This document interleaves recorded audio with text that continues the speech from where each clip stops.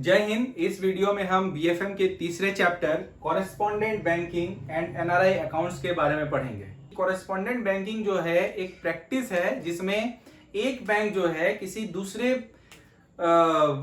देश में या कहते हैं दूसरे सिटी में, किसी दूसरे शहर में किसी दूसरे बैंक के ब्रांच के माध्यम से वहां पे अपनी सेवाएं दे। ठीक है ना।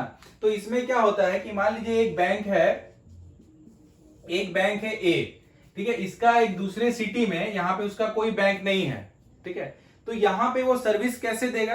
तो वो क्या करेगा, एक बैंक बी से क्या करेगा, कॉन्ट्रैक्ट करेगा। ठीक है ना, कॉन्ट्रैक्ट करेगा और ये बैंक बी जो है एज ए एजेंट के रूप में क्या करेगा, इसका काम करेगा। ठीक है, मान लीजिए सिटी में कोई भी कलेक्शन हो, चेक्स का कलेक्शन हो या कोई पेमेंट हो, अलग अलग तरह के सर्विसेज जो होते हैं कॉरेस्पॉन्डेंट बैंकिंग के माध्यम से दी जाती है।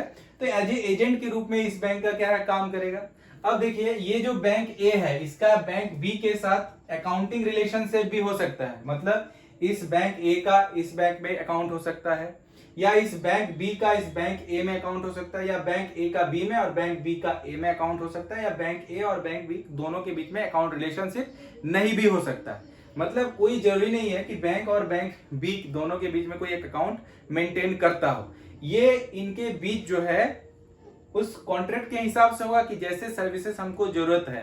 ठीक है ना। अब देखिए कुछ सर्विसेज होती हैं जो अकाउंट रिलेटेड सर्विसेज होगी, मतलब दो तरह के सर्विसेज देगा। एक देगा आपको अकाउंट सर्विसेज जो अकाउंट से रिलेटेड है, और दूसरी तरह की अदर सर्विसेज जिसके लिए अकाउंट की जरूरत है ही नहीं। ठीक है ना।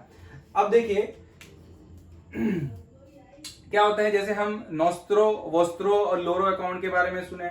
तो बैंक ए का अकाउंट, जैसे मान लीजिए कि अगर ये बैंक जो है किसी दूसरे कंट्री में, यूएसए में है, ठीक है ना, अब ये इंडिया में है, तो इस बैंक का, इंडिया में जो बैंक है इस बैंक का यूएसए में ये अकाउंट है, तो उसको हम क्या बोलेंगे, नोस्त्रो अकाउंट, है ना।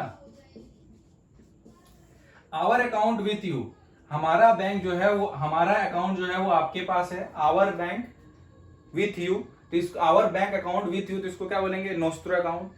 अब देखिए बैंक ए के लिए ये अकाउंट क्या है, नोस्त्रो है, लेकिन बैंक बी के लिए बैंक ए का अकाउंट जो है वो वोस्त्रो अकाउंट है। मतलब ये अगर बोलेगा योर अकाउंट विथ अस, तो इसके लिए ये अकाउंट क्या हो गया, वोस्त्रो अकाउंट हो गया, और इसके लिए ये अकाउंट क्या होगा, नोस्त्रो है, इसी का अकाउंट। तो मतलब ये होता है कि our account with you, our account with you, हमारा अकाउंट आपके साथ है, तो इसको क्या बोलते हैं, नोस्त्रो अकाउंट। ठीक है। अब यही बैंक बी बोलेगा कि योर अकाउंट विथ अस, इसके लिए ये इसको क्या बोलेगा, वोस्त्रो अकाउंट। ठीक है, योर अकाउंट विथ अस। देखिए ये अलग अलग अकाउंट तो नहीं है, इसके लिए नोस्त्रो, लेकिन इसके लिए ये क्या है, वोस्त्रो है। ये बोलेगा योर अकाउंट विथ अस। ठीक है। और तीसरा होता है, क्या होता है, लोरो account.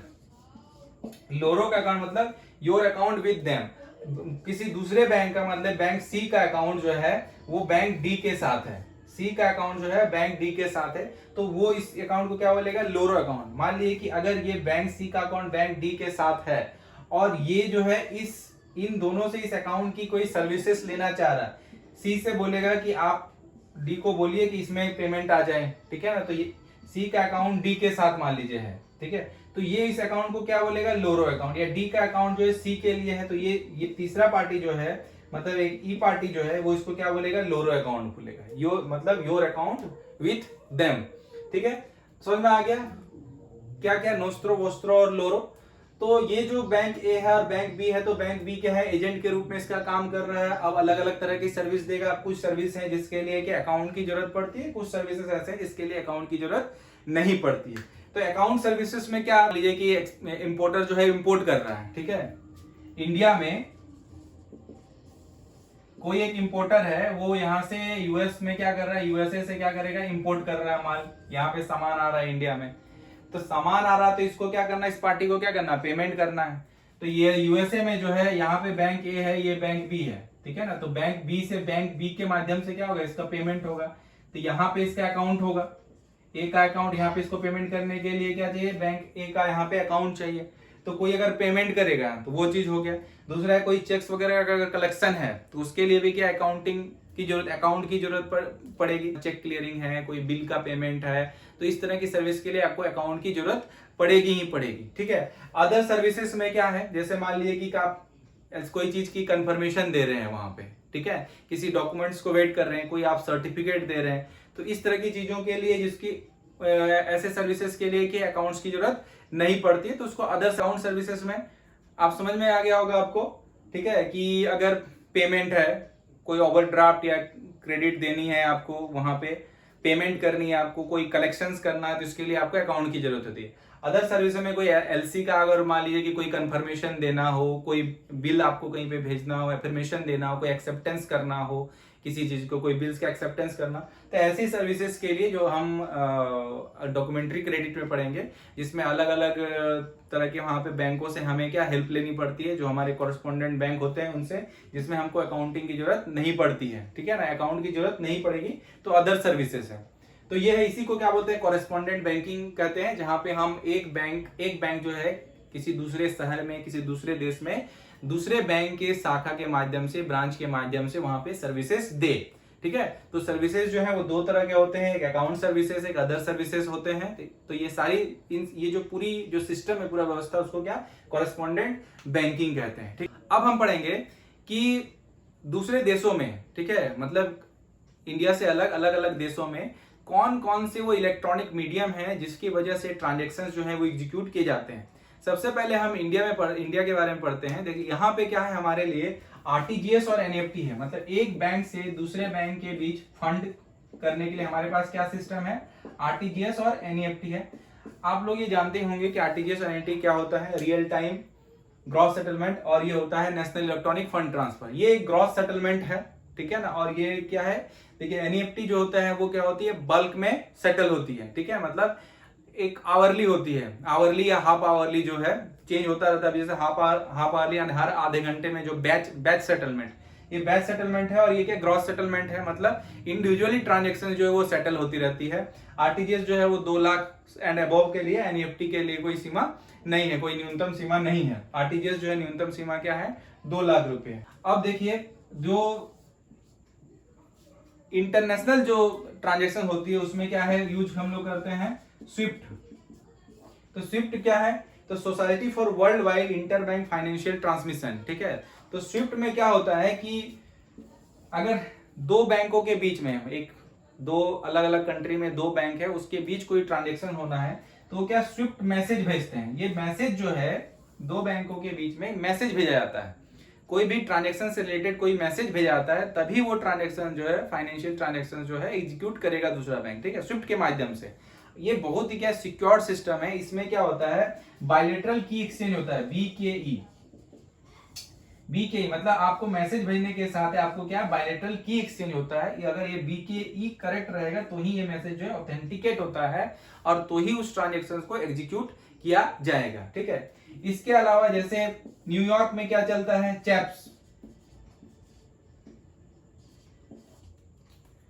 Chaps clearing house payment system, वहां पे यूएस में चलता है चैप्स, मतलब इस तरह का ही सिस्टम है एक पेमेंट करने का।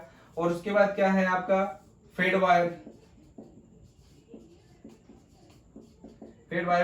फेडरेशन बैंक, जो वहां का यूएस का जो सेंट्रल बैंक है। देखिए चिप्स जो है ये सिर्फ न्यूयॉर्क तक ही सीमित है, न्यूयॉर्क तक, लेकिन फेडवायर जो है वो पूरे यूएसए में सर्विस देती है, पूरे यूएसए में एप्लीकेबल है। ठीक है ना। उसके बाद क्या है, चिप्स जो पेमेंट सिस्टम है ये आपका इंग्लैंड में है। जिस तरह से यूएसए में चैप्स है, उसी तरह इंग्लैंड में क्या है, चिप्स है। ठीक है ना। तो नेक्स्ट है एनआरआई अकाउंट। अब देखते हैं कि एनआरआई क्या होता है और वो किस तरह के अकाउंट जो है वो मेंटेन कर सकते हैं बैंक में, और उसके क्या क्या टर्म एंड कंडीशन है। तो सबसे पहले हम यहाँ पे समझते हैं कि एनआरआई क्या होता है। तो देखिए एनआरआई का मतलब होता है, फुल फॉर्म जो है वो नॉन रेसिडेंट इंडियन। ठीक है ना, एनआरआई का मतलब होता है क्या, non resident Indian. Non resident Indian का मतलब इंडियन तो उसमें लगा हुआ है, लेकिन वो क्या है, नॉन रेसिडेंट है, मतलब इंडिया में नहीं रहता है। मतलब कोई भी व्यक्ति, कोई भी पर्सन ऐसा है जो अब इंडिया में नहीं रहता हो।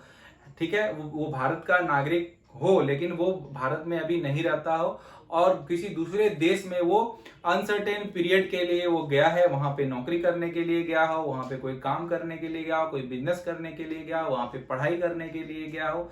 कहने का मतलब है कि वहां पे जो रहने का जो पीरियड है वो अनसर्टेन हो, अनसर्टेन पीरियड के लिए गया हो, तो उसको हम क्या कहेंगे, एनआरआई कहेंगे। ठीक है ना। जैसे रेसिडेंट का मतलब क्या होता है, कोई भी इंडिया में अगर 182 डेज से अगर ज्यादा दिन तक अगर रहता हो तो उसको हम क्या कहते हैं, रेसिडेंट मानते हैं। ठीक है, उसको हम रेसिडेंट कहेंगे। देखिए फेमा के गाइडलाइंस में दिया हुआ है कि एनआरआई किसको बोलते हैं, आरआई किसको, रेसिडेंट इंडियन किसको बोलते हैं, पर्सन ऑफ इंडियन ओरिजिन किसको बोलते हैं। तो ये जो एनआरआई है और ये पर्सन ऑफ इंडियन ओरिजिन, दोनों को अकाउंट ओपनिंग करने के लिए एक जैसे ही राइट्स जो है वो मिले हुए। जब हम एनआरआई अकाउंट की बात करते हैं तो पीआईओ जो पर्सन ऑफ इंडियन ओरिजिन होते हैं वो भी ये अकाउंट जो है ओपन करा सकते हैं।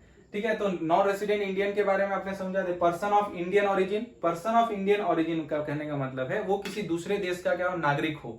ठीक है, लेकिन वो भारत का नागरिक क्या हो रहा हो, या तो उसके दादा रहा हो या तो उसको परदादा उसका भारत का नागरिक रहा हो by virtue of Indian constitution, और जो 1955 का सिटीजनशिप एक्ट है उसके अंदर वो भारत का नागरिक हो, या किसी ऐसे टेरिटरी का जो आजादी से पहले जो है वो भारत में था और आजादी के बाद 1947 के बाद भारत में सम्मिलित हो गया हो। ठीक है, इसमें बांग्लादेश और पाकिस्तान के लोग नहीं आएंगे। ठीक है, मतलब ऐसे पर्सन जो किसी दूसरे कंट्री में का नागरिक हो, भारत, बांग्लादेश और पाकिस्तान को छोड़ करके उसके फादर, ग्रैंड पेरेंट्स या ग्रेट ग्रैंड पेरेंट्स जो हैं वो कभी भारत के नागरिक रहे हों। ठीक है, भारत के नागरिक रहे हो by virtue of Indian constitution और सिटीजनशिप एक्ट, या किसी ऐसी टेरिटरी का जो आजादी से पहले, आजादी के बाद 1947 के बाद भारत में क्या हो, शामिल हो गया हो। ठीक है, अब देखिए वैसे पर्सन का, वैसे अगर जो भी पर्सन वैसे रहा तो उसका चिल्ड्रन, उसका मतलब चिल्ड्रन या ग्रेट चिल्ड्रन जिसको बोलते हैं, मतलब कहने का मतलब हो गया उसका बेटा या पोता। ठीक है, वो भी पर्सन ऑफ इंडियन ओरिजिन कहलाएगा। साथ ही साथ उसका जो स्पाउस होगा वो भी इंडियन ओरिजिन कहलाएगा, मतलब वो उसका स्पाउस भी कहलाएगा पर्सन ऑफ इंडियन ओरिजिन। ठीक है, तो एनआरआई और पीआई समझ गए। अब इसको हम कौन कौन तरह, किस किस तरह का हम अकाउंट हम इसको दे सकते हैं। तो देखिए इसको हम देंगे अकाउंट, क्या देंगे, एक अकाउंट हम इसको देंगे एनआरई, एक अकाउंट हम इसको देंगे एनआरओ, एक अकाउंट हम इसको देंगे एफसीएनआर बी। अब देखिए इस तीनों अकाउंट में क्या लिखा हुआ, नॉन रेसिडेंट, नॉन रेसिडेंट और नॉन रेसिडेंट एनआर। तो नॉन रेसिडेंट का अकाउंट हो गया ये। ठीक है, क्या लिखा हुआ, नॉन रेसिडेंट, नॉन रेसिडेंट और नॉन रेसिडेंट। एनआर का मतलब हो गया नॉन रेसिडेंट, तो इसको हम नॉन रेसिडेंट अकाउंट देंगे। ये नॉन रेसिडेंट एक्सटर्नल, ये नॉन रेसिडेंट ऑर्डिनरी, ये फॉरेन करेंसी नॉन रेसिडेंट। अब देखिए ये जो ये है, इसमें जो एफसी है फॉरेन करेंसी, मतलब ये अकाउंट जो है एफसीएनआर ये फॉरेन एक्सचेंज में खुलेगा, फॉरेक्स में खुलेगा, फॉरेन करेंसी में खुलेगा। और ये दोनों जो अकाउंट है एनआरई और ये रुपी अकाउंट है, मतलब ये आईएनआर में ही अकाउंट ये खुलेंगे। ठीक है, ये अकाउंट जो खुलेगा वो किस में खुलेगा, आईएनआर में ही खुलेगा। NRE, NRO, FCNR. ठीक है, नॉन रेसिडेंट, नॉन रेसिडेंट और नॉन रेसिडेंट, तीनों ही नॉन रेसिडेंट अकाउंट है। ठीक है, ये एक्सटर्नल, एक्सटर्नल का मतलब क्या होता है, ऑर्डिनरी का मतलब क्या होता है ये समझाता हूं मैं। और एफसी ये जो है ये foreign currency, foreign currency non resident account हो गया। और ये जो ये एनआरओ और एनआरई दोनों जो है वो किसमें, इंडियन रुपीस में अकाउंट खुलता है। ठीक है, अब देखिए कि एनआरई अकाउंट जो है वो क्या होता है।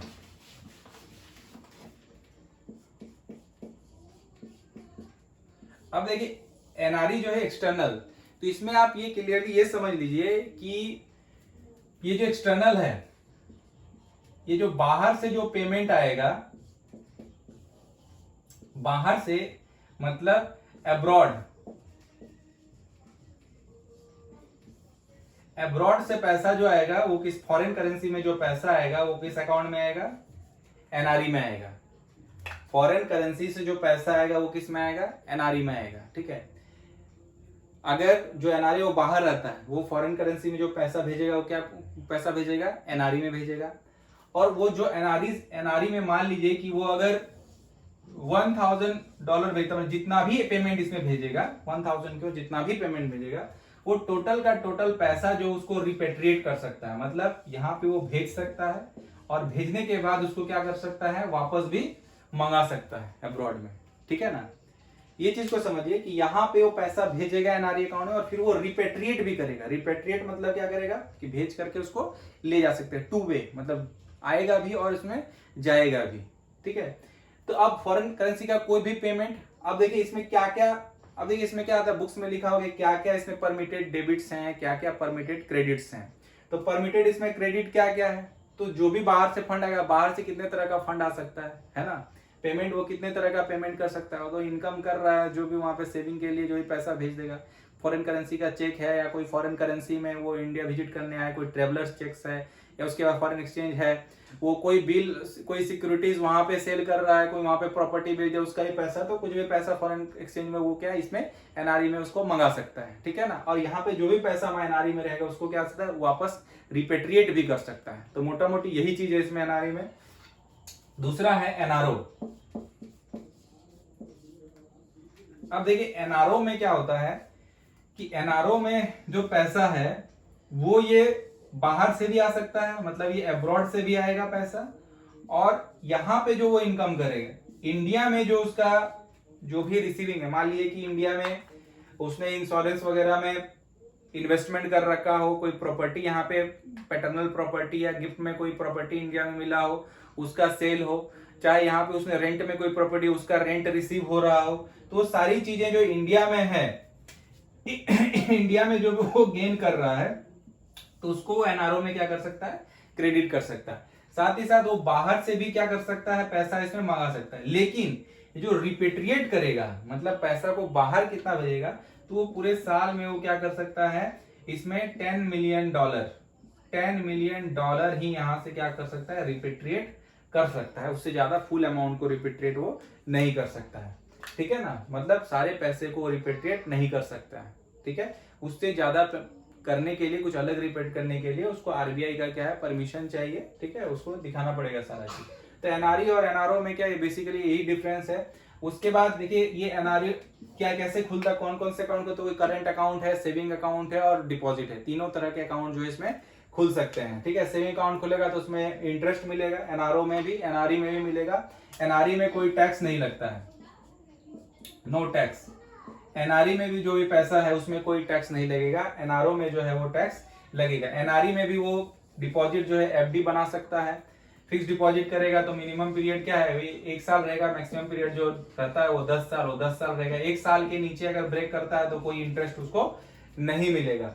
एनआरओ में भी क्या है वो बना सकता है जो नॉर्मल है डोमेस्टिक जो इंटरेस्ट है वही इंटरेस्ट लगेगा, लेकिन जो टैक्स है, ठीक है ना, टैक्स का क्या होगा अलग अलग स्लैब है इसमें, ठीक है। जैसे मान लीजिए कि अगर जो 0 से 50 लाख है तो उसका अलग इंटरेस्ट रेट है, 50 से 1 करोड़ पे अलग इंटरेस्ट रेट है, तो अलग अलग स्लैब का अलग अलग इंटरेस्ट रेट है, ठीक है ना। तीसरा क्या है एफसीएनआर।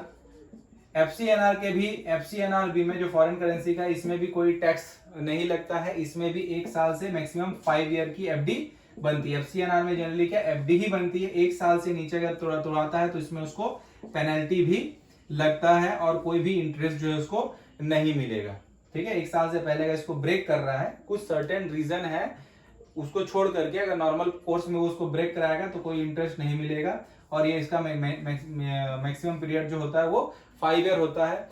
और जनरली जो बैंक जो खोलते हैं वो उसमें 6 करेंसी होते हैं, 6 करेंसी में ही एफसीएनआर खोलते हैं, जो कन्वर्टेबल करेंसी जिसको कहा जाता है। जैसे कौन कौन सा है, यूएस डॉलर, जीबीपी, ठीक है ना, जीबीपी, उसके बाद आपका जापानीज येन है जेपीवाई, और फिर ऑस्ट्रेलियन डॉलर हो गया, कनेडियन डॉलर हो गया, तो ये यूएसडी, जीबीपी, और एक होगा आपका यूरो, ठीक है ना।